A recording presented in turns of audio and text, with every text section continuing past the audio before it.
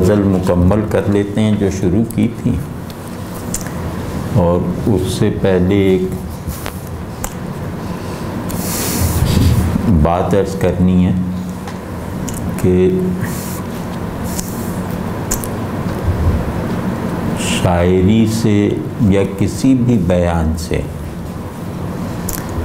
لطف اندوز ہونے کی اگر کئی سطحیں نہ ہونا تو اس کلام میں نقص ہے. یعنی جو کلام لطف کی، بہجت کی، تسکین کی نئی نئی حالتیں اپنے قاری اور مخاطب میں پیدا نہیں کرتا، وہ کلام ناقص ہے. وہ کلام صرف خبر ہے، وہ کسی نظر سے پیدا ہونے والا کلام نہیں ہے. تو شاعری ایک ایسا کلام ہے، جمالیاتی مقاصد کو مقدم رکھتے ہوئے شاعری ایک ایسا بیان یا کلام ہے جس میں معنویت اور کیفیت دونوں اگر تہدار نہ ہوں تو معمولی پن پیدا ہو جاتا ہے. تو اس میں جیسے اچھے شعر کو دیکھنے سمجھنے اس کے مراحل بعد میں آتے ہیں، لیکن پہلی اسٹیج پر جو شعر آپ کو اس وقت سن کر یا پڑھ کر اچھا لگا ہے، اسی شعر کو جب آپ کل پڑھتے ہیں تو پچھلی خوشگواری میں کوئی اضافہ یا کوئی نیا پہلو ضرور پیدا ہوتا ہے، اور یہ کیفیت کی سطح پہ ہوتا ہے، ذہن کی ڈومین میں نہیں. جیسے کہ میر صاحب زمانہ نازک ہے، دونوں ہاتھوں سے تھامیے دستار. اب یہ بالکل سادہ سا شعر ہے اور سننے والے کے ذہن کو اس طرف متوجہ نہیں کرتا کہ اسے سمجھنے کی کوشش کی جائے. اس شعر میں سمجھنے کے لیے کوئی مطلب مشکل والا کام نہیں ہے. لیکن یہ شعر اچھا کیوں ہے؟ یہ اچھا کیوں ہے کہ سوال کا جواب ایک تربیت یافتہ قاری یا ایک سنجیدہ ریڈر یا مخاطب یا سامع کے ذہن میں موجود ہونا چاہیے. کہ ایک ایسا شعر جس کے معنی بالکل سپاٹ ہیں، جس کے معنی جیسے ایسے ہیں جیسے کسی اخبار میں چھپی ہوئی خبر کے معنی ہوتے ہیں، جو ایک دم منتقل ہو جاتے ہیں ذہن میں، اور ذہن کے اندر یہ خواہش اور امنگ یا ضرورت بھی نہیں پیدا کرتے کہ وہ انہیں سمجھنے کی دوبارہ سے بارہ اٹیمپٹس کرے. لیکن اس کے باوجود کہ ذہن میں پورا کا پورا مفہوم منتقل ہو جانے کے باوجود یہ شعر سپاٹ شعر کیوں نہیں ہے؟ ہر وہ بیان سپاٹ ہے، کم وقت ہے، جو ایک ہی بار میں اپنی مراد کو ذہن میں منتقل کر دے اور ذہن اس بات کی ضرورت نہ محسوس کرے کہ اس کو دوبارہ دیکھا جائے، اسے دوبارہ سے سمجھا جائے. تو یہ سپاٹ کلام ہے. تو اس شعر میں تو ذہن کو اس طرح کی یعنی مفہوم سازی کرنے کے لازمی عمل کو اسٹیپ بائی اسٹیپ مکمل کرنے کی ضرورت ہی نہیں محسوس ہوتی. تو پھر یہ شعر اچھا کیوں ہے؟ یہ شعر اچھا اس لیے ہے کہ یہ متنوع ویریڈ کیفیات پیدا کرتا ہے. مطلب آج میں اس کو ابھی پڑھ رہا ہوں کہ میر صاحب زمانہ نازک ہے، دونوں ہاتھوں سے تھام یہ دستار.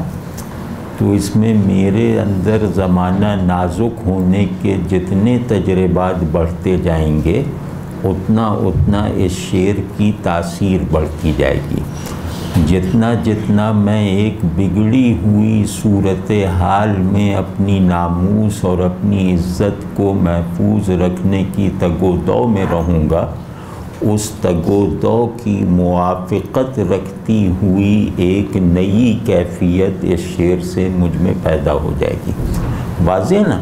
تو جو بڑا شاعر وہ زیادہ بڑا ہوتا ہے جو نئے خیالات یا تصورات سے بڑھ کر نئے احساسات اور نئی کیفیات پیدا کر سکتا ہو، کیونکہ نئے تصورات کی ایجاد آسان ہے۔ آپ بالکل چیزوں کو یوں کسی ڈبے میں ڈال کے یوں کر کے پھینک دیں تو ذہن اس انتشار اور بکھراؤ میں بھی ایک تنظیم یا ایک معنی دریافت کر لیتا ہے۔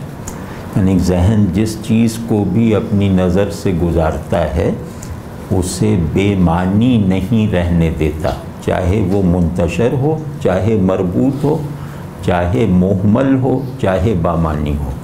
واضح نا؟ اصل میں محمل یا ایبسرڈیٹی کا کوئی وجود ہے ہی نہیں۔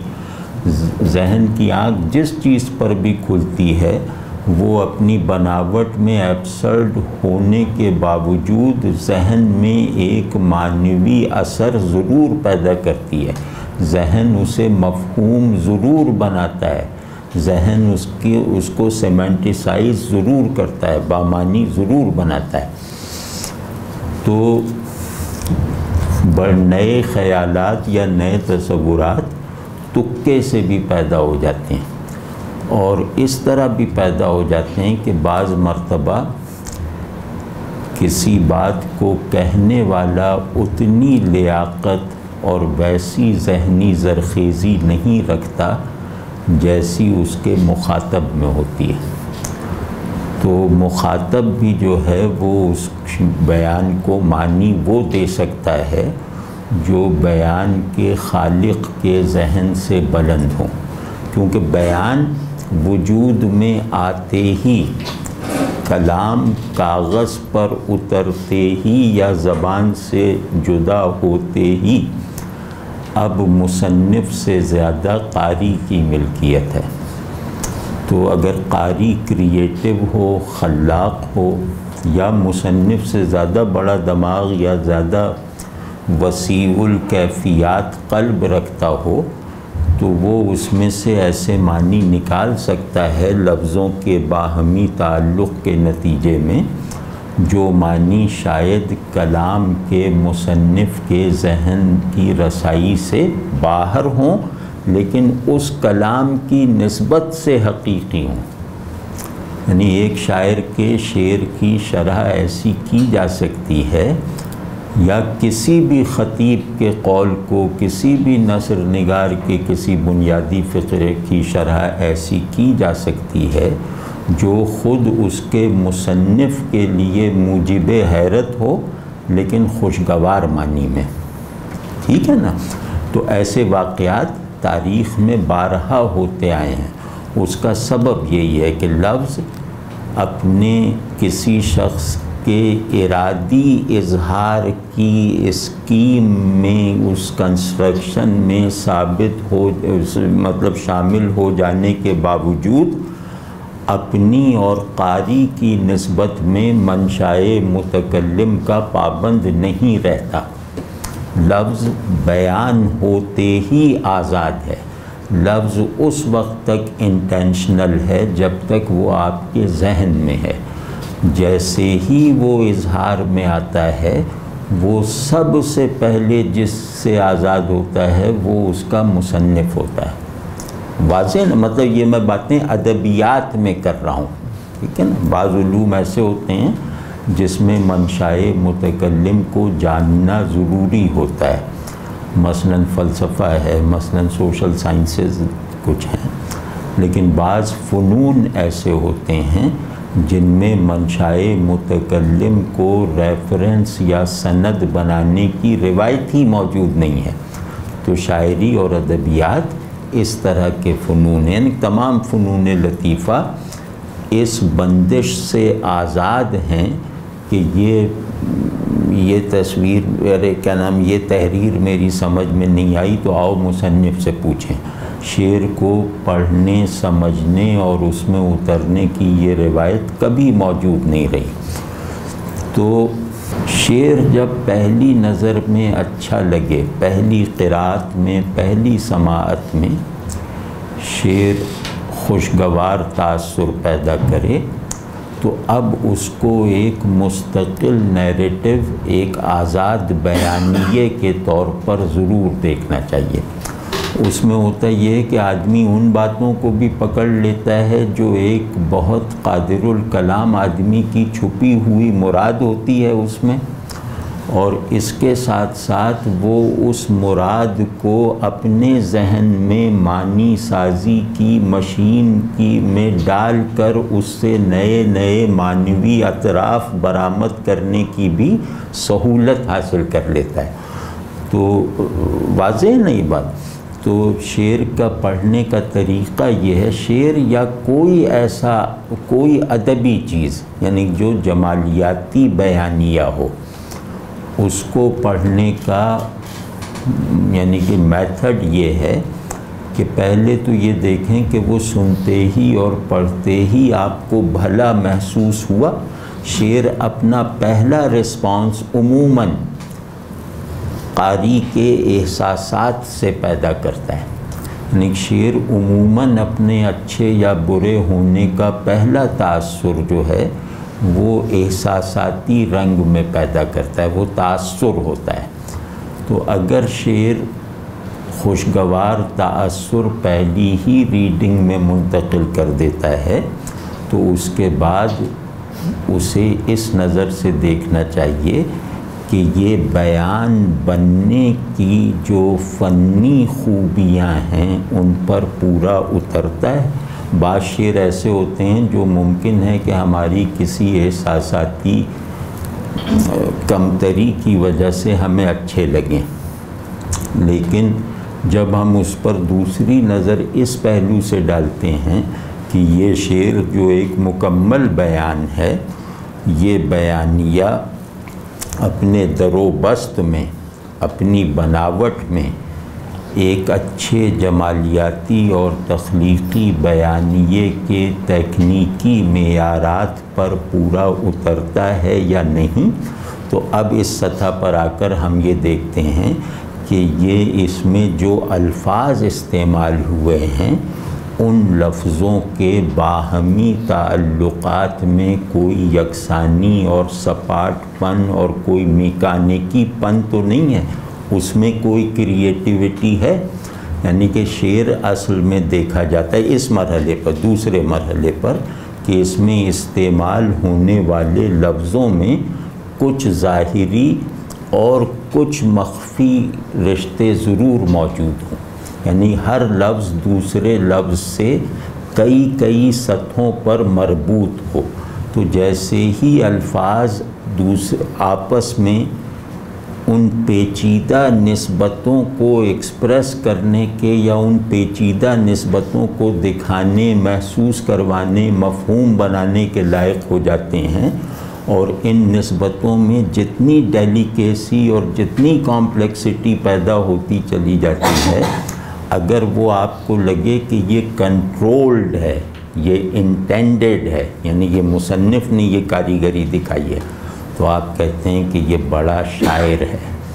اور اگر آپ یہ سمجھیں کہ نہیں، یہ مصنف کی مراد یا ارادہ تو نہیں معلوم ہوتا، لیکن ایک لفظوں کو ایک دوسرے سے جوڑنے کی روایت کی روشنی میں ان میں الفاظ کے مابین کچھ پیچیدہ نسبتیں جو ہیں وہ کار فرما ہیں، تو آپ کہتے ہیں یہ بڑا یا اچھا شعر ہے۔ واضح نا؟ تو جس شخص نے شعر کو ایک مکمل نیریٹو کے طور پر، نیریٹو اس کو کہتے ہیں جو لفظ الفاظ کی باہمی نسبتیں اپنی پیچیدگیوں اور نفاستوں سمیت اپنے اندر سمیٹے ہوئے ہو، اور اس کے ساتھ ساتھ لفظ اور ذہن کے درمیان جو موجود رشتے ہیں ان کے اندر بھی ایک مواج حالت پیدا ہو جائے، ایک تہداری پیدا ہو جائے۔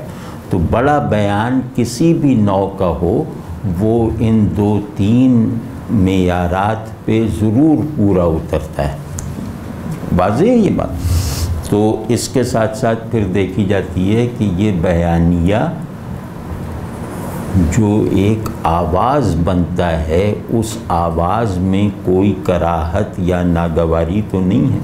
یعنی اس میں استعمال ہونے والے الفاظ اپنی باہمی نسبتوں سے ذہن کو بھی مطمئن کر رہے ہوں اور طبیعت کے اندر بھی کچھ تاثرات پیدا کر رہے ہوں.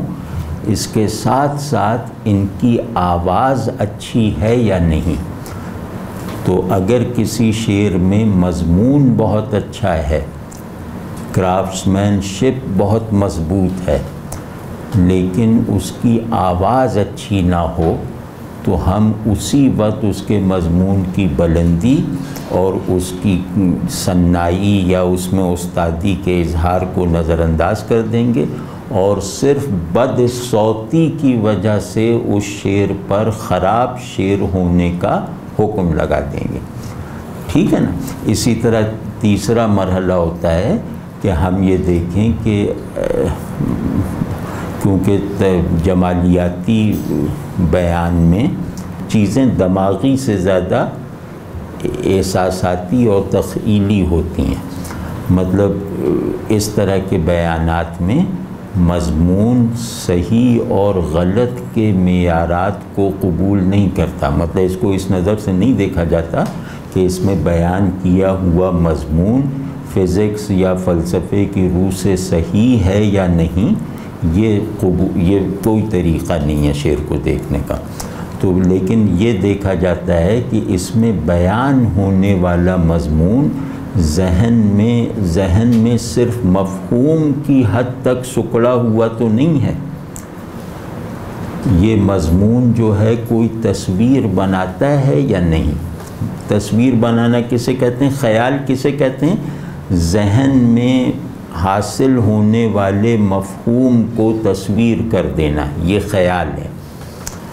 تو کیا یہ اپنے معنی کو تصویری شکل دیتا ہے یہ شعر یا نہیں؟ یعنی دوسرے لفظوں میں فنی اصطلاح میں ہم کہیں گے کہ کیا اس شعر میں تخیل بھی شامل ہے یا نہیں.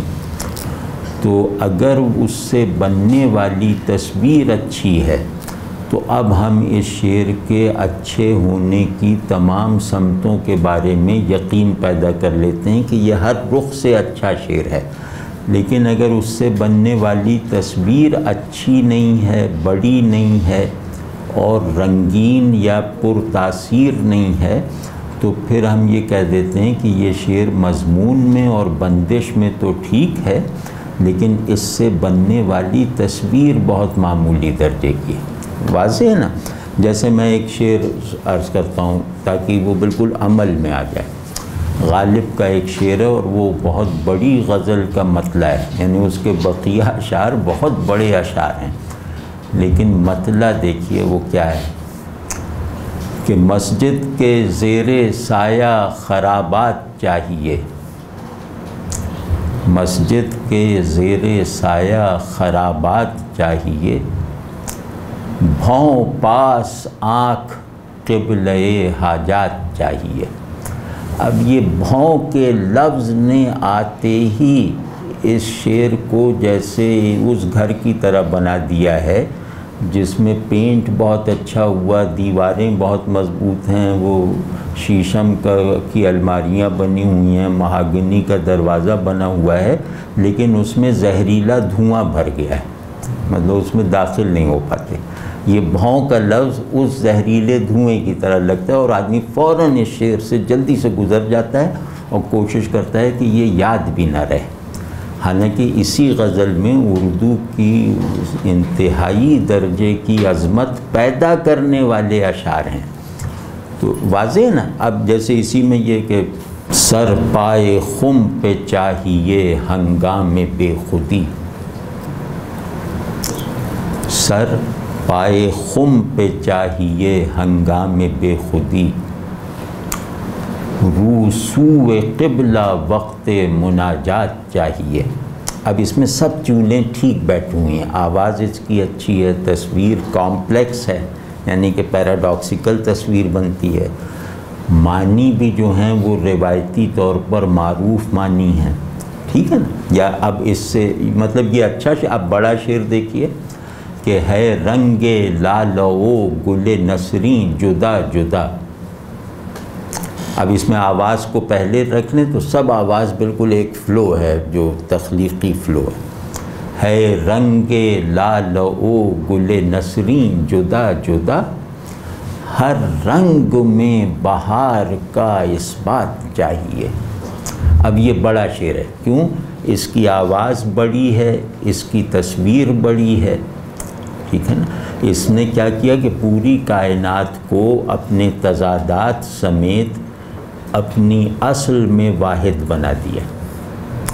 یہ شعر مضمون میں یہ کہہ رہا ہے کہ تمام تضادات وحدت کے اصول پر مربوط ہو سکتے ہیں, ڈیفائن ہو سکتے ہیں, موجود رہ سکتے ہیں. تو یہ بہت بڑا مضمون ہے, یعنی جس سے آپ انفس اور آفاق دونوں کو ڈیفائن کر دیں, یہ اتنا بڑا مضمون ہے. تو مضمون یعنی معنی آفرینی کی سطح پہ بھی یہ بڑا شعر ہے, واضح نا. اور اس سے جو تصویر بنتی ہے وہ تصویر اتنی بڑی ہے کہ موجود رہنے کی کوئی بھی قسم جو ہے وہ اس تصویر سے باہر نہیں رہ گئی. جیسے ہی آپ اس شعر کو اپنے ذہن میں تصویر بنائیں گے تو آپ کو یہ لگے گا کہ پورا عالم وجود اپنے اصول اور میکینکس سمیت اس شعر میں مصور ہو گیا ہے. تو اب یہ ساری شعر کی خوبیاں اتنے بڑے پیمانے پہ پوری ہوئی ہیں کہ اب ہم اسے کہیں گے کہ یہ بڑا شعر ہے, واضح ہے نا.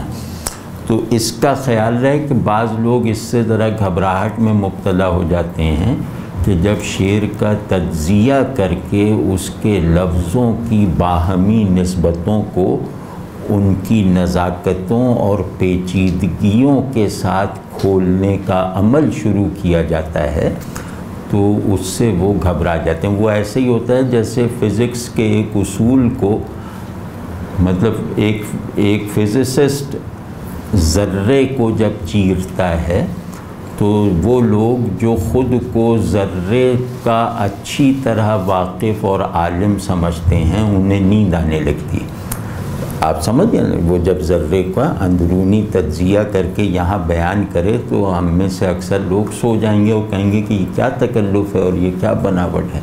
حالانکہ وہ کلینکل تجزیہ ہے کہ ذرے کے اندر موجود مالیکیولز میں ہمارے شمار سے زیادہ نسبتیں ورکنگ آرڈر میں ہیں.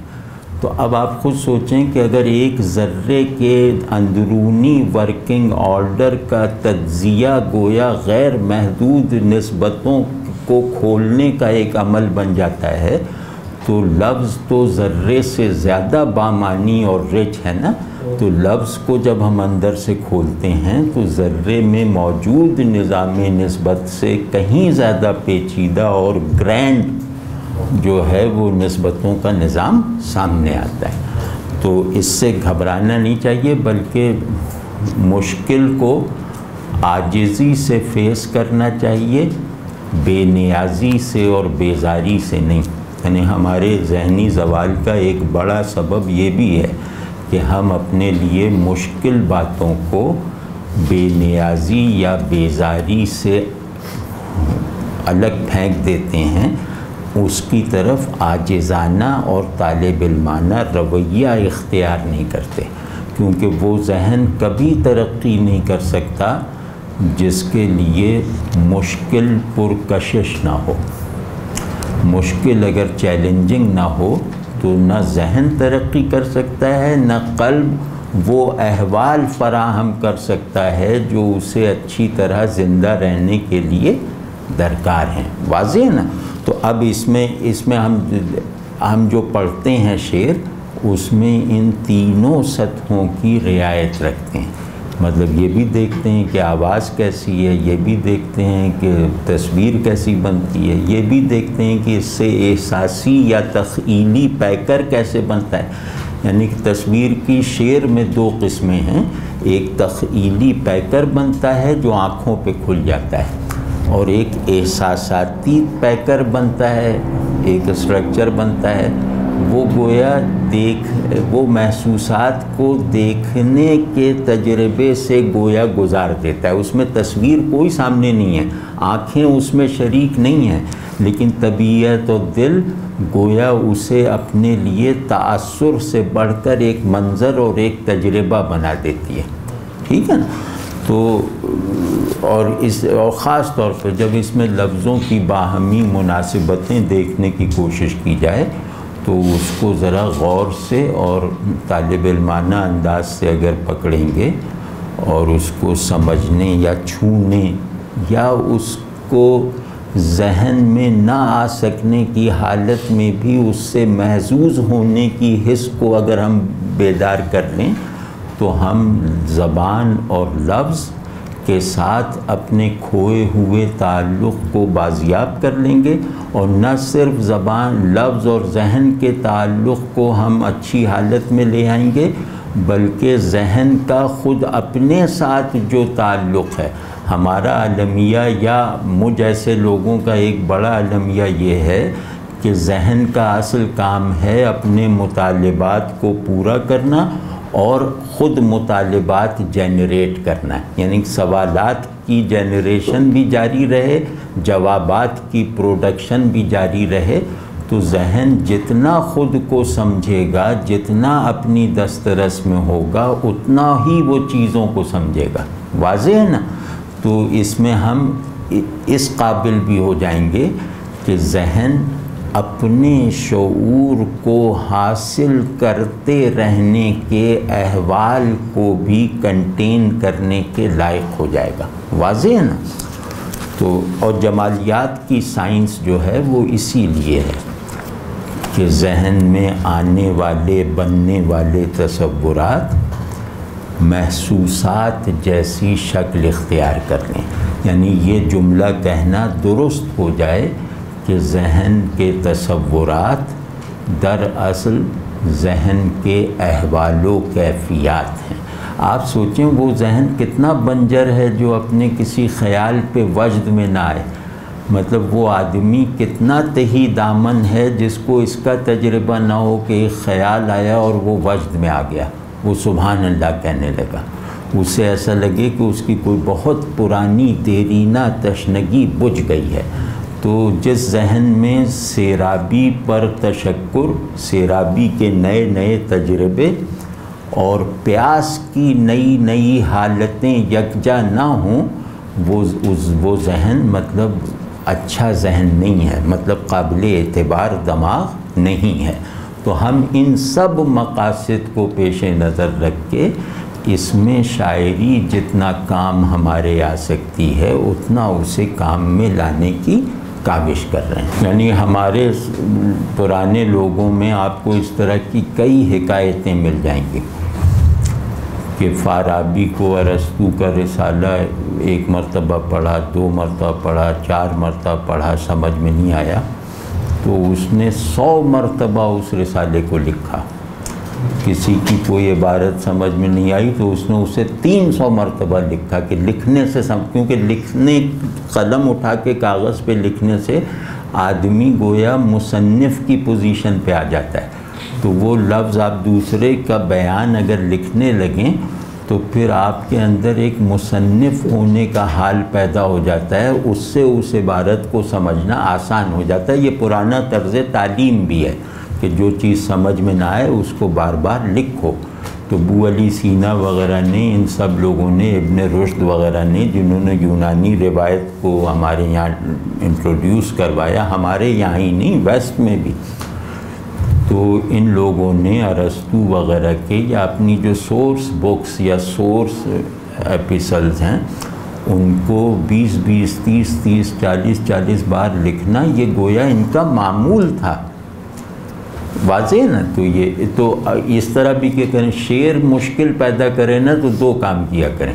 ایک یہ کہ تھوڑا سا اسے بلند آواز سے پڑھ لیں تو شعر خاموشی سے دیکھنے کے مقابلے میں زیادہ قریب آ جاتا ہے.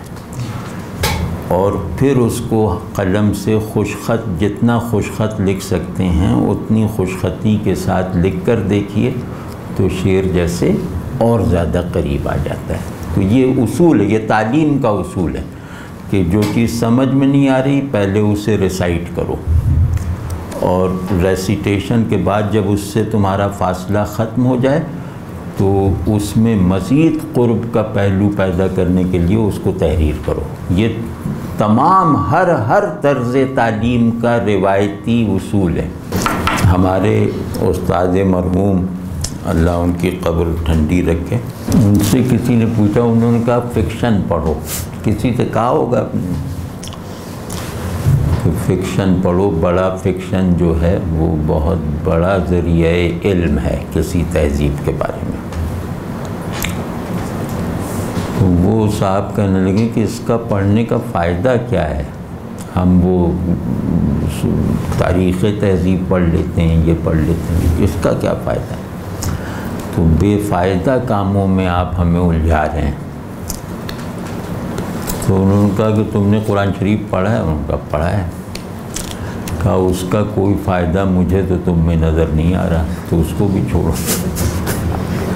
یہ نہیں، یہ جو ایک شیلونیس ہوتی ہے نا، اس سے بچنا دینی فریضہ ہے، یعنی شخصیت کی تنگی، گھٹن اور پستی سے نکلنا شرعی فریضہ ہے، دینی واجبات میں سے، کیونکہ جتنا میں اپنی شخصیت میں نمو کے تمام عمل کو ہر پہلو سے جاری رکھوں گا اتنا گویا اللہ تبارک و تعالیٰ کے ساتھ تعلق کی نئی جہتوں میں خود کو ایکٹیو رکھنا سیکھ لوں گا۔ جس چیز کو تم مفید کہتے ہو اس سے تم نے کوئی فائدہ اٹھا کے دکھایا ہے؟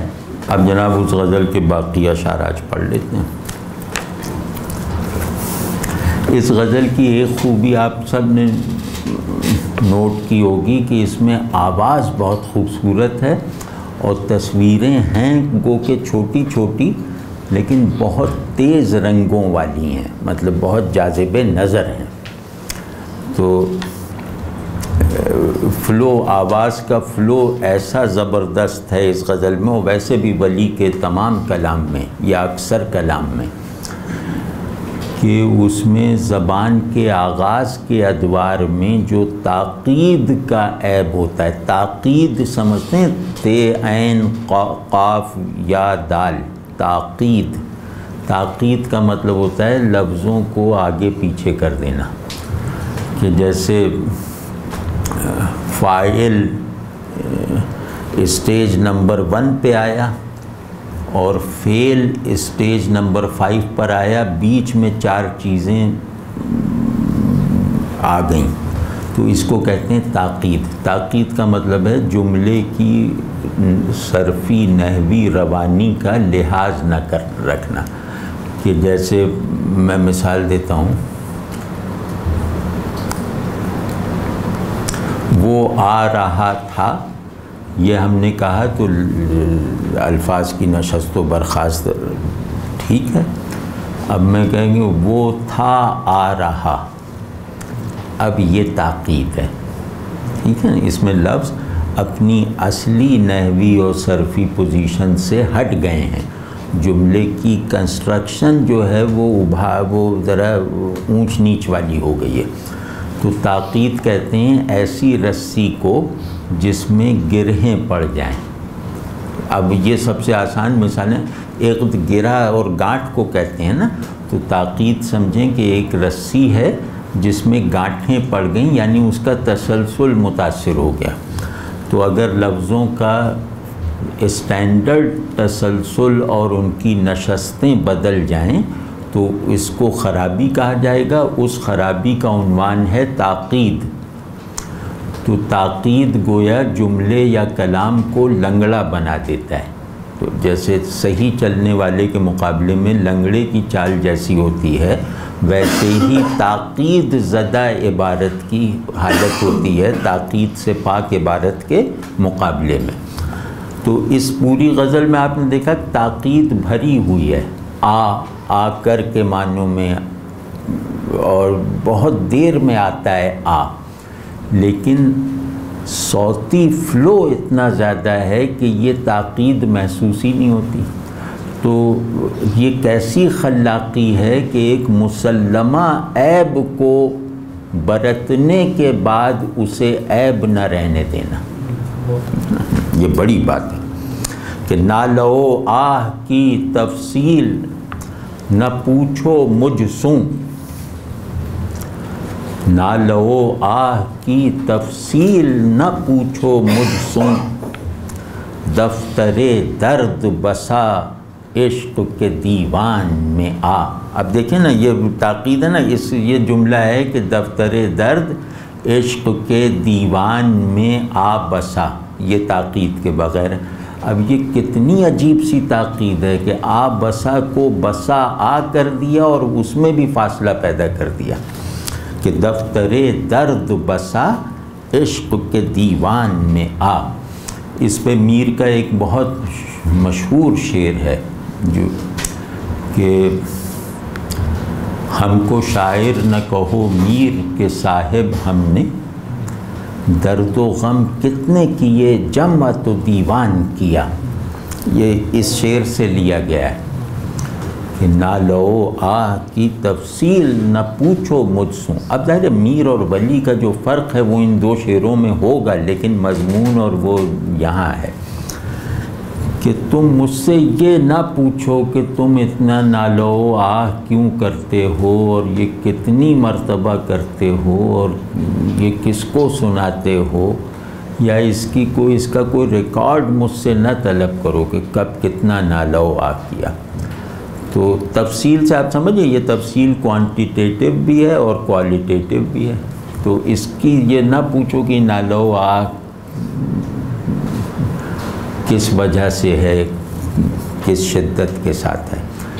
تم مختصراً یہ سمجھ لو، تم اجمالاً یہ سمجھ لو کہ میرا حال یہ ہے کہ دفتر عشق، دفتر درد عشق کے دیوان میں آ کر بس گیا ہے.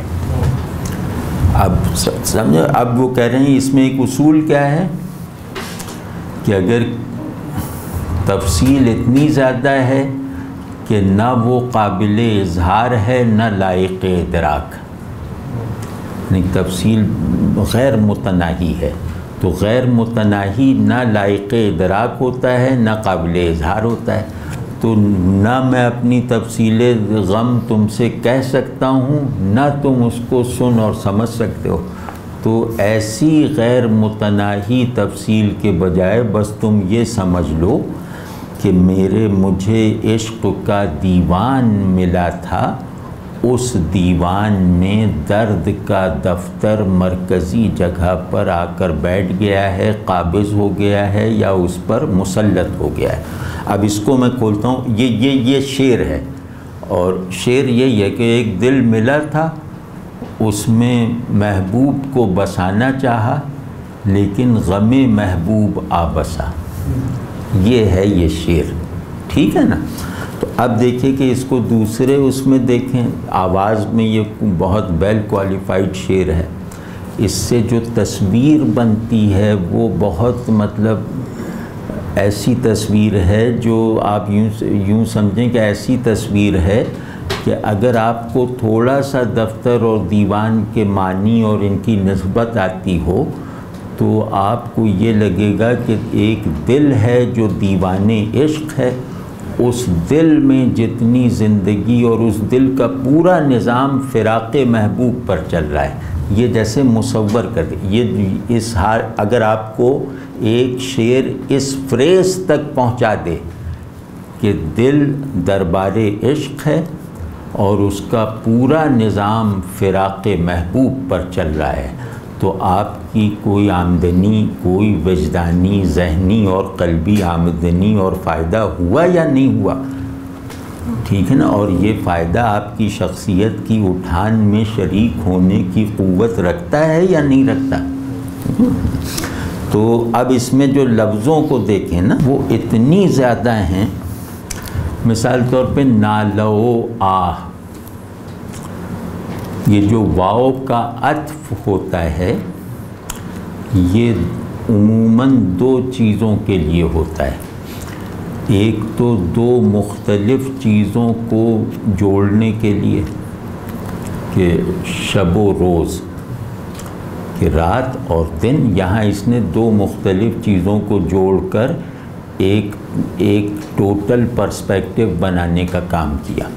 شب و روز، مرگ و زیست. اور دوسرا ہوتا ہے یہ مناسبات کو جوڑنے کے لیے، جو ایک ہی نوعیت کی چیزیں ہوں، ایک ہی معنویت کی چیزیں ہوں، یا ایک ہی مادے کی صورتیں ہوں، ان کو جوڑا جاتا ہے ان کے اتحاد کو دکھانے کے لیے اور ان میں موجود خفی امتیازات کو جتانے کے لیے. ٹھیک ہے. تو عطف میں کبھی معطوف اور معطوف علیہ جو ہوتے ہیں نا، عطف کے دو لفظ، واو کے ارد گرد جو دو لفظ ہوتے ہیں، یہ کبھی مرادفات نہیں ہوتے، یعنی کبھی مکمل طور پر ہم معنی نہیں ہوں گے، ورنہ یہ نقص اظہار ہے. جیسے آدمی کہے کہ شب و لیل، ٹھیک ہے نا، تو یا روز و یوم، یہ مرادفات ہیں اور یہ بے معنی ہیں. ٹھیک ہے نا. تو خیر، اور کبھی یہ ہوتا ہے تنوع کے بیان کے لیے، کبھی تضاد کے اس میں، کبھی امتیاز اور مناسبت دونوں کے مجموعے کو ایکسپریس کرنے کے لیے، کبھی تنوع کے لیے. جیسا ہم نے شعر پڑھا لالہ و گل، اب یہ تنوع ہے، لالہ ایک پھول ہے، گل ایک پھول ہے، اور دونوں کے درمیان نسبت تضاد کی نہیں ہے، تنوع کی ہے، امتیاز کی ہے. واضح ہے نہیں بات؟ تو اب نالہ و آہ دونوں ایک مادے کی دو فارمز ہیں، ایک حال غم کی دو صورتیں ہیں، ایک کیفیت فراق کی دو اظہار ہیں. آپ سمجھیں، ان کا مادہ ایک ہے، اوریجن میں یہ ایک ہیں، لیکن یہ ایک نہیں ہیں اپنی فعلیت میں، یہ ایک نہیں ہیں اپنی حالت میں. واضح. نالہ کسے کہتے ہیں؟ نالہ کہتے ہیں کہ میں کتنا غمگین ہوں، اس کا اظہار ہو جانا، یہ نالہ ہے. اور آہ کہتے ہیں کہ میں کتنا غمگین ہوں، اے وہ کہ جس کی وجہ سے یہ غم مجھے ملا ہے، تو اس کی طرف متوجہ ہو کر اسے دور کر دے گا. تو آہ میں غم کا اظہار ہے، غم کے علاج کی امید کے ساتھ. نالے میں اسی غم کا اظہار ہے، اس کی کیفیت کے ساتھ، اس میں امید شفا کا پہلو نہیں پایا جاتا. نالیدن کہتے ہیں رونے کو، نالہ اس اظہار غم کو کہتے ہیں جس میں آواز اور آنسو دونوں شامل ہوں. ٹھیک ہے نا. اور آہ اس اظہار فراق کو کہتے ہیں جو محبوب تک پہنچنے کی طاقت رکھتی ہو. واضح ہے نا. اب یہ کمال کیا. اور پھر اس میں ایک کراماتی لفظ ہے تفصیل، یعنی کہ آپ کمال اظہار دیکھیے کہ تفصیل بالکل ایک عام سا لفظ ہے، لیکن ایک بڑا شاعر، ایک قادر الکلام آدمی آ کر بالکل جو کلیشے بن جانے والے الفاظ ہیں، جو بالکل ہی ایک معنی میں استعمال ہونے کی تاریخ رکھتے ہیں، ان میں بھی کوئی ندرت، کوئی پیچیدگی، کوئی نیا پن پیدا کر دیتا ہے. تفصیل کا لفظی مطلب ہے چیزوں کو ٹکڑے کرنا. یہ فصل سے بنا ہے نا، چیزوں کو ٹکڑے کرنا. تو نالو آہ فصل محبوب ہی سے تو پیدا ہوئے ہیں، تو فصل کی تفصیل نہ پوچھو، یعنی جو میرا مادہ غم ہے اس کی کیا کیا صورتیں ہیں ان کی تفصیل مجھ سے نہ پوچھو. یعنی مجھ سے یہ نہ پوچھو کہ پورا نظام فراق جو میرے اندر چل رہا ہے وہ کیا ہے. یہاں تفصیل کا مطلب ہے نالے نظام فراق. واضح ہے نا. یہ کتنی مہارت کا کام ہے، اور یہ تکے میں نہیں ہو سکتا، یہ انٹینڈڈ ہے کہ تفصیل نہ پوچھو مجھ سوں. اب اس شعر اس مصرے کی بناوٹ دیکھیے کہ یہ نہیں کہا جا رہا کہ میرے نالو و آہ کی تفصیل مجھ سے نہ پوچھو، کہا یہ نہیں گیا لیکن کہا یہی جا رہا ہے، کیونکہ نالو و آہ کا مرتبہ اور اس کی علمیاتی شدت اتنی زیادہ ہے کہ اس کو پرسونیفائی نہیں کیا جا سکتا. یعنی ہجر یونیورسل ہے، اس کی شدت بھی اتنی زیادہ ہے کہ میں اپنی طرف نسبت کرتے ہوئے گھبراتا اور شرماتا ہوں. یہ تکبر نہ ہو جائے کہ میں نالو و آہ کی نسبت اپنی طرف کروں، تو اس لیے مجھ سوں کہا گیا، یہ نہیں کہا گیا کہ میرے نالو و آہ کی تفصیل مجھ سے یا کسی سے نہ پوچھو. تو یہ کمال کی رعایتیں اور وہ نزاکتیں ہیں کہ بڑی ٹریجڈی کون سی ہوتی ہے؟ جو آدمی کے شعور اور آدمی کی انفرادیت سے زیادہ ہو. تو کہہ رہے ہیں فراق میرا محبوب کوئی کسی محلے کا رہنے والا تھوڑی ہے، میرا محبوب ایک یونیورسل محبوب ہے. اس کے فراق کا نظام ہوگا، اس کے فراق کا کوئی پرسنل تجربہ نہیں ہوگا. تو میں اس نظام میں آنے والا ایک کل پرزہ ہوں، تو تم ایک پرزے سے اس پوری مشینری کے بارے میں نہ پوچھو. اور اسی وجہ سے دوسرے مصرے میں بالکل امپرسنل کر دیا کہ دفتر درد بسا عشق کے دیوان میں آ. سبحان اللہ سبحان اللہ سبحان. اب بھی دیکھتے ہیں کہ درد اور عشق اور دفتر اور دیوان میں کیا نسبتیں ہیں. دفتر تو سمجھتے ہیں نا، دفتر کا لفظ، دفتر پلندے تومار کو کہتے ہیں نا، بہت ڈھیر جو ہے کاغذ کا، اسے دفتر کہتے ہیں. لکھے ہوئے کاغذ کے ڈھیر کو کہہ لیں دفتر، یا سادہ کاغذ، دونوں بارہ دفتر کہتے ہیں کاغذ کے ڈھیر کو. یعنی بہت زیادہ کاغذ کو آپ اوپر نیچے وہ کر دیں نا، تو وہ دفتر ہے. یعنی رجسٹر کو دفتر کہتے ہیں، بڑے رجسٹر کو دفتر کہتے ہیں. اور دفتر کے دوسرے معنی ہیں آفس، ایک سیٹ جہاں سے حکم جاری ہوتا ہے. یہ دونوں معنی، اور دونوں معنی یہاں مراد ہیں. لیکن اس شخص نے اس لفظ کے ان دونوں غیر مربوط اور ایک دوسرے سے بالکل نسبت نہ رکھنے والے معنی کو کھپا دیا ہے ایک وحدت میں. دفتر درد کے دونوں معنی ہیں، درد کی سیٹ، درد کا آفس، اور درد کا تومار، درد کا پلندہ. تو دفتر درد اور دیوان، یہ دفتر کو ہم نے پہلے چھیڑا ہے نا، تو دیوان سے اس کی نسبت ہے. دفتر اور دیوان میں کیا فرق ہے یا مناسبت ہے؟ دیوان کے بھی دو معنی ہیں اور دونوں یہاں پر استعمال ہوئے ہیں. دیوان کا ایک مطلب تو سادہ ہے کہ جو میر نے کہا درد و غم کتنے کیے جمع تو دیوان کیا. تو دیوان کا مطلب دیوانی شعر، شاعری کا مجموعہ. اور دوسرا دیوان کا مطلب ہے بادشاہ کا دربار یا وزیر اعظم کا آفس، یا کسی بھی ہیڈ کا آفس، یا اس کی وہ واضح نا جہاں سے حکم جاری ہوتا ہو. تو دیوان کا معروف مطلب ہے دربار، شاہی دربار. تو اب دیکھیے کیا کریں کہ شاہی دربار میں جہاں منشی بیٹھتا ہے جو فیصلے لکھتا ہے اور مہر لگاتا ہے، اس سیٹ کو دفتر کہا جاتا ہے. اب اس سیٹ پہ کاغذ وغیرہ کا بھی ڈھیر لگا رہتا ہے، تو اس رعایت سے بھی دفتر اس کو کہا گیا. واضح نہیں.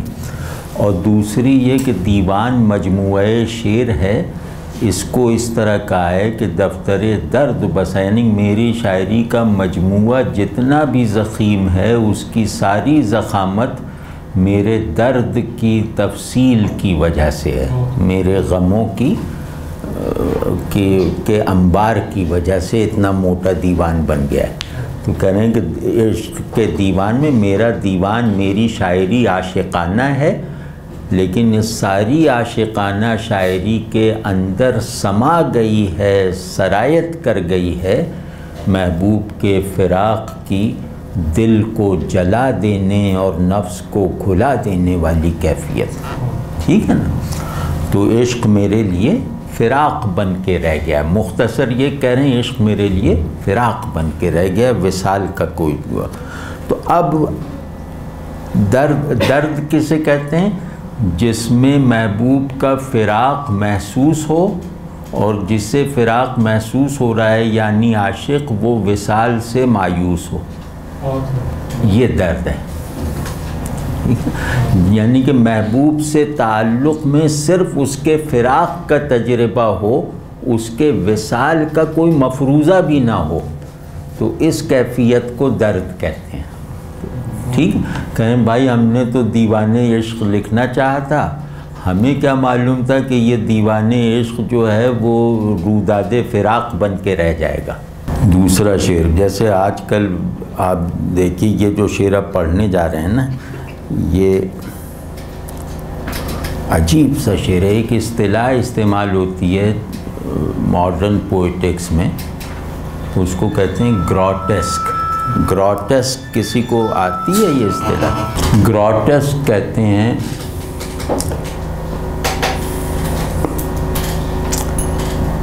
ایسا حسن جو کھردرا ہو، جو ریفائنمنٹ کے بغیر حسن ہو. کھردرا حسن یعنی ایسا جمالیاتی اظہار جو سننے والے کو چبھے، تسکین دینے سے زیادہ اس میں چبھن پیدا کرے. گروٹیسک کا لفظی مطلب ہے انگھڑ، یعنی چیزوں کو پالش کیے بغیر، فنیشنگ ٹچ دیے بغیر بیان کرنا. اس پہ بڑا ادب کریٹ ہوا ہے، اور گروٹیسک کی بہت بڑی مثالیں عزرا پاؤنڈ کے یہاں ہیں، ہمارے یہاں کہیں نون میم راشد کے یہاں ہیں. تو بہرحال یہ ایک تھیوری. اب آپ دیکھیے کہ گروٹیسک کا اصول بعد میں بنا، اصطلاح بعد میں بنی، اس کو برتا اس کی پیدائش سے 100 سال پہلے گیا ہے ہمارے یہاں. پنجے عشق نے بےتاب کیا جب سو مجھے، پنجے عشق نے بےتاب کیا جب سو مجھے، چاکے دل تب سو بسا چاکے گریبان میں آ. اب آپ دیکھیں اس میں آواز کا فلو ہے، لیکن اس سے جو تصویر بنتی ہے وہ تھوڑی ڈراؤنی سی ہے، اور اس میں الفاظ کی نشست و برخاست کو لگتا ہے کہ دانستہ جو ہے انگھڑ، یعنی کہ پوری طرح بنائے بغیر چھوڑ دیا گیا ہے. اور اس سے بننے والی تصویر بھی یوں ہی محسوس ہوتی ہے کہ اسے دیکھنا ذرا ہمت کا کام ہے. یعنی جس کو اس منظر سے ڈر نہ لگے وہی دوسری نظر ڈال سکتا ہے. تو اسے کہتے ہیں گروٹیسک. تو اب اس میں گروٹیسک ہونے کی دلیلیں کیا ہیں؟ کہ پنجے عشق کا لفظ، یہ ترکیب یہ بہت کھردری ہے. پنجے کے اس تصور کے ساتھ عشق کو فریز کرنا یہ بہت کھردراہٹ رکھتا ہے.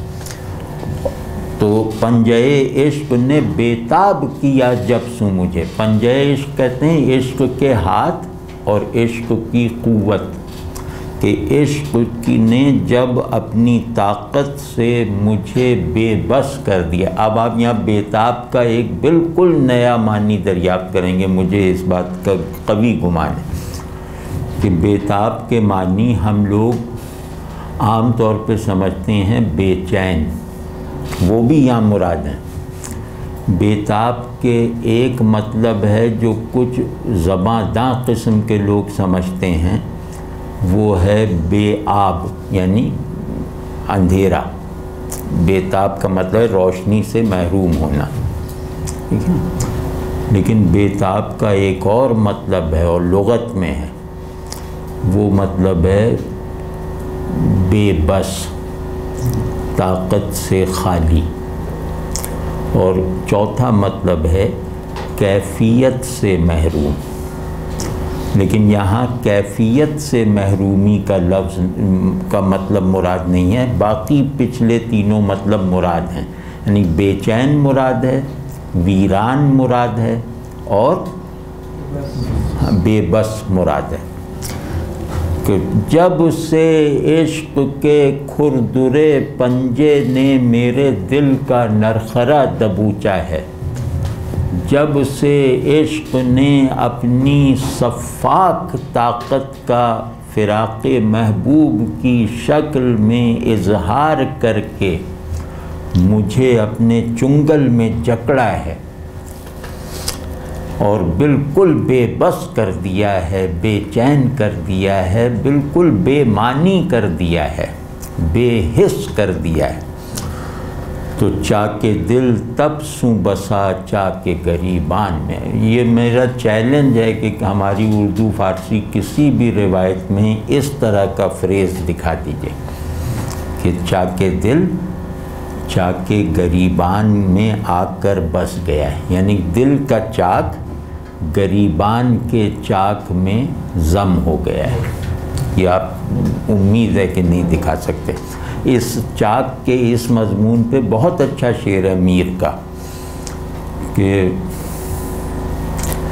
اب کے جنوں میں فاصلہ شاید نہ کچھ رہے، دامن کے چاک اور گریباں کے چاک میں۔ لیکن یہ دونوں چاک باہر ہیں اور کرتے پہ قمیص پہ ہیں، ٹھیک ہے نا۔ یہ کہنا کہ چاکے دل جب سوں بس تب سوں بسا چاکے گریبان میں آ، یہ بہت ہی فریش ہے، آج تک فریش ہے، یعنی آج کا آدمی بھی اسے پڑھے گا تو ایک حیرت زدہ یعنی حیرت اور وہ جو ٹریجڈی دونوں کو جمع کر کے محسوس کرے گا، ندرت کو۔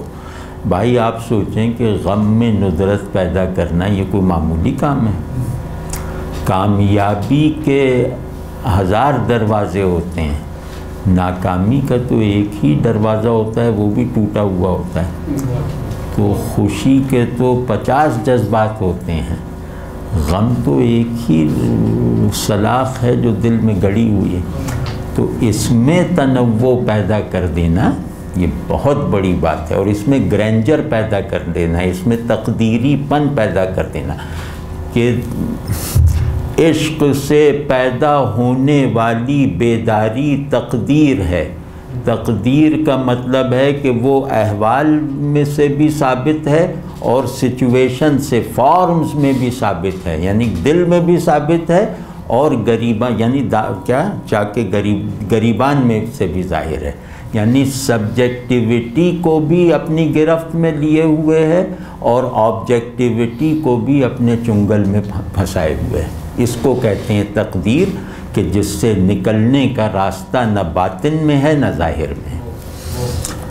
تو کہہ رہے ہیں کہ جب عشق کے بادشاہ کی صفاکی نے مجھ ناچیز عاشق کو بے بس کر دیا،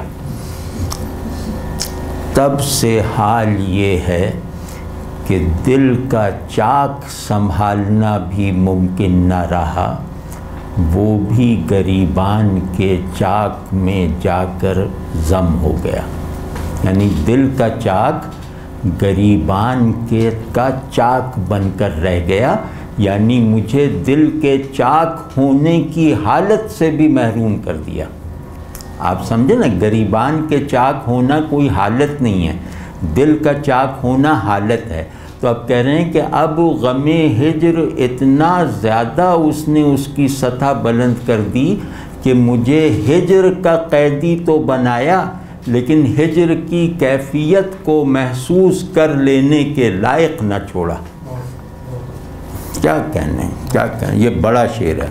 اور اس میں بہت سی رعایتیں، بہت سی نہیں، لیکن ایک رعایت ذرا دیکھیے تو اس سے پتہ چلے گا کہ یہ بہت استادی کا کام ہے کہ تاب اور تب پنجے عشق نے بے تاب کیا جب سوں مجھے، چاکے دل تب سوں بسا دیدے حیران میں آ۔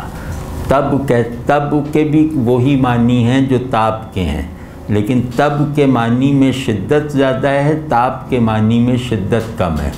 تب کہتے ہیں اندر پیدا ہو جانے والی کھولن کو، تب کہتے ہیں حرارت کو، تب کہتے ہیں روشنی کو، تب کہتے ہیں طاقت کو، اور تب کہتے ہیں وقت کے ایک یونٹ کو۔ تو ان سب معنی میں اس کو استعمال کر دیا۔ حسن تھا پردے تجرید میں سب سوں آزاد۔ اب یہ فلسفیانہ مضمون ہے۔ حسن تھا پردے تجرید میں سب سوں آزاد، طالب عشق ہوا صورت انسان میں آ۔ بہت اچھا ہے، مطلب ہے روایتی مضمون، مطلب اس میں مضمون کا نیا پن نہیں ہے، لیکن ایک روایتی مضمون جو عقیدے جیسی حیثیت رکھتا ہے اس کو بہت اچھی طرح بیان کیا۔ تو پردے تجرید کسے کہتے ہیں؟ تجرید کسے کہتے ہیں؟ تجرید کہتے ہیں ہر ملاوٹ سے، ہر دوئی سے، ہر فہم سے پاک ہونا، جس کے لیے ہمارے یہاں اصطلاح ہے تنزیہ۔ ٹوٹل ٹرانسینڈنس کو تجرید کہتے ہیں، یا مکمل وحدت کو تجرید کہتے ہیں، مکمل ماورائیت کو تجرید کہتے ہیں۔ یعنی تجرید کیا ہوئی کہ جو احساسات کی گرفت میں آنے سے بھی پاک ہے، فہم اور تصور کے دسترس سے بھی باہر ہے۔ یہ تجرید کہ جب تک حسن غیب کے پردے میں تھا، جب تک جمال غیب کے پردے میں اپنی اصلی ذاتی شان کے ساتھ خود اپنے لیے موجود تھا، جب تک جمال کو کوئی دیکھنے والا نہ تھا، جمیل ہی اپنے آپ کو دیکھتا تھا، تو اس وقت تک جو ہے وہ عشق پیدا نہیں ہوا، کیونکہ اللہ اپنے آپ کو دیکھ کر اپنا عاشق نہیں ہوتا نا، ٹھیک ہے نا؟ تو اس وقت تک عشق کا وجود نہیں تھا جب تک عشق پردے تجرید میں اپنی ماورائیت اور اپنی پیورٹی، اپنی ٹرانسینڈنس کے ساتھ اپنے اصل لوکیل میں تھا۔ لیکن جب سے حسن نے اپنا ظہور چاہا، جب حسن نے اپنا اظہار چاہا انسان کے اندر سے، یعنی جب اسی حسن نے انسان کو اپنا مظہر بنانا قبول کیا، تو پھر عشق کو وجود ملا۔ حسن اپنی پیورٹی اور اپنی پرفیکشن میں کسی عاشق کا طالب نہیں تھا، کیونکہ مکمل پرفیکشن میں دوسرے کا وجود نہیں ہوتا۔ تو حسن اپنے جوہر وحدت میں عاشق کو الاؤ نہیں کر سکتا، اس سے اس کی وحدت متاثر ہوتی، وہاں دوسرے کا وجود ثابت ہوتا ہے۔ تو اس وجہ سے جیسے ہی اس حسن نے جو عاشق سے آزاد تھا، جو اپنی وحدت میں ہی مستغرق تھا، اس حسن نے جب اپنا ظہور چاہا تو اپنا سب سے بڑا مظہر انسان کو بنایا۔ تو جیسے ہی انسان اس حسن کا مظہر بنا، ویسے ہی وہ حسن جو ہے وہ عاشق کا طالب بنا، یعنی اس حسن نے چاہا کہ کوئی مجھ پر عاشق ہو۔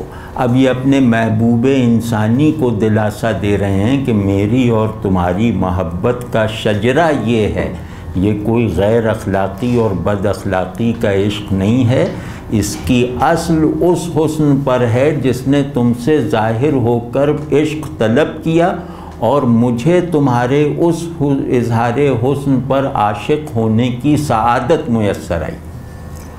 ٹھیک ہے نا؟ تجرید سمجھ گیا نا، جس کو کسی کی ضرورت نہ ہو، اور لیکن جب وہ انسان میں ظاہر ہوا تو انسان کو دوسرے کی ضرورت ہے۔ تو ایک ذرا سا گھما پھرا کے کہا کہ حسن بے نیاز نے جب اپنا اظہار کیا تو عشق کو اپنے لیے طلب کیا، دوسرے وجود کو اپنے لیے طلب فرمایا۔ یہ اس کا مضمون تھا، اور باقی اس میں اس کوئی وہ نہیں ہے، مطلب لفظوں کی بہت نسبتیں اس میں نہیں ہیں۔ یہ دوسرا مصرع میں دوہرا طالب عشق ہوا صورت انسان میں آ. بس میں خوبصورتی کہ وہ مطلوب بلا طالب تھا، انسان میں اظہار کر کے وہ مطلوب ہی رہا، لیکن طالب کے کو گوارا کر لیا یا طالب کو وجود دیا.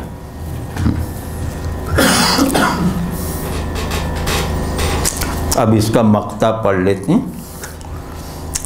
غم سوں تیرے ہے ترحم کا محل حال ولی،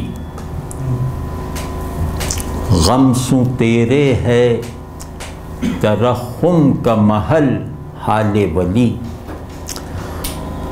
ظلم کو چھوڑ سجن شیوے احسان میں آ. کیا کہنے، یہ آ بھی ایسا باندھا ہے. اب یہ عام سے مضمون کا شعر ہے، دو آدمیوں کے درمیان وہ ہے. تو اس شعر کو ایسے ہی دو فقرے کہہ دوں کہ اس میں کچھ لفظی رعایتیں وہ چھوڑ دیتے ہیں وہ کہ تیرے غم سے ولی کا حال ترس کھانے والا ہے، یعنی تیرے غم نے ولی کا حال ایسا کر دیا ہے کہ اس پہ ترس ہی کھایا جا سکتا ہے، اس کے علاوہ وہ کسی چیز کا مستحق نہیں ہے. تو بھی اب ظلم و ستم کو چھوڑ کر مہربانی کی عادت اختیار کر. تو یہ تو اس کا مضمون ہے، لیکن اس کو بہت خوبصورتی سے کہا گیا. ظلم اور احسان میں جو نسبت ہے، محل اور حال میں جو نسبت ہے، اور ولی کے یہاں تخلص کے بہت بامانی استعمال میں جو تازگی ہے اور خوبصورتی ہے، یہ موقع ملا تو اگلی نشست میں اسی سے شروع کر دیں، کیونکہ محل اور حال یہ دونوں بالکل ڈائریکٹلی جڑے ہوئے ہیں. ولی میں عاشق اور ثابت قدم ہے، اس کی طرف رعایت پائی جاتی ہے، اور ظلم بدصورتی ہے اور احسان خوبصورتی ہے، یہ صنعت تضاد بھی ہے. تو بس چلو سب کر ہی دیا نا، اب اگلی مرتبہ بھول جاتے ہیں. ٹھیک، تو یہ سب رعایتیں اس میں بہت خوبصورت ہیں. مضمون سادہ سا ہے،